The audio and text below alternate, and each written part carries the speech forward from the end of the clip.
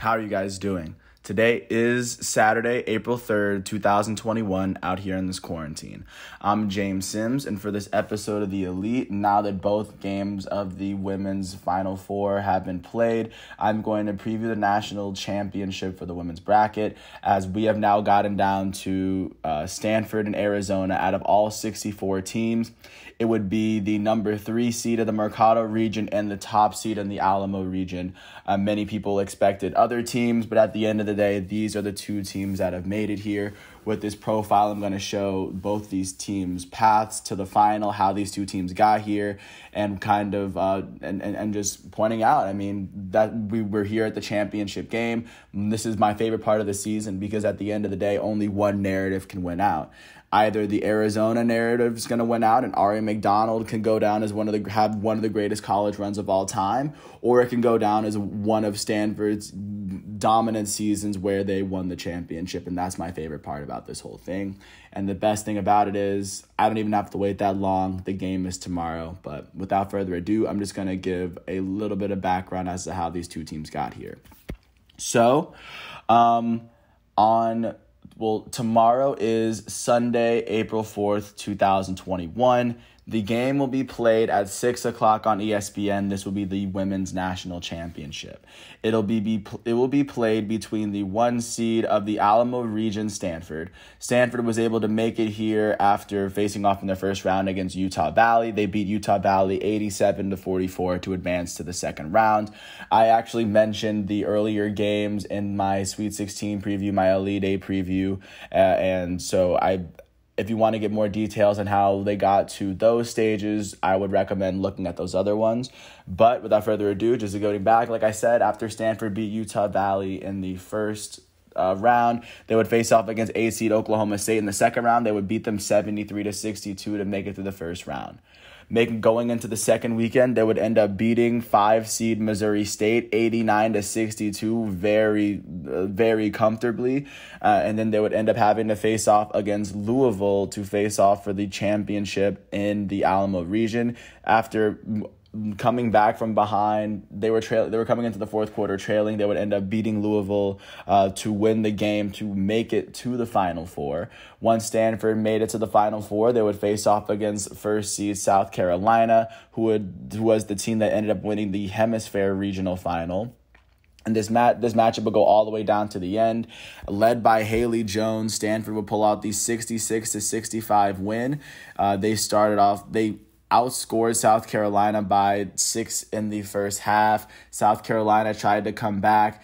South Carolina had an opportunity at the very end of the game where they had a missed layup, and then Aaliyah Boston had a chance to tip it in, but it wouldn't go in. Stanford would be the team.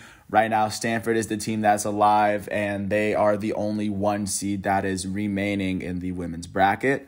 On the other side of the bracket, you're going to face off against Arizona, who would be the 3 seed in the Mercado region. Coming into this bracket, Arizona beat 14 seed Stony Brook in the first round, 79-44. And then they would end up winning the second round against 11 seed BYU. They won that game 52-46, or they want them to make it out the first round. This is when Ari McDonald really started turning it on and putting on must-see primetime performances. Once they made it to the Sweet 16 in the second weekend, they would beat 2 seed Texas A&M 74-59. That's when Ari McDonald, I think, dropped a 30-piece. Then they would make it to the Elite 8, where they would face off against 4 seed Indiana to make it out of the second weekend.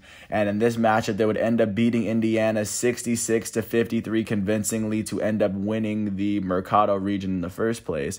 And going into last night's game, they would end up upsetting the world. Many people thought they would lose to first seed UConn because, of course, it's UConn. UConn's a very tough team to beat every year, but this year Arizona beat them. They would outscore UConn by 10 points in the first half, and then the second half was pretty even. UConn outscored them by 1 in the third. Arizona outscored them by 1 in the fourth. But it was Ari McDonald yet again with 26 points and 7 rebounds as well as 2 steals. She had 26 of the 69 points, putting on a virtuoso performance to help get Arizona in. And as of right now, it is a Pac-12 Women's National Championship game. The championship game will be played in San Antonio and at the Alamo Dome.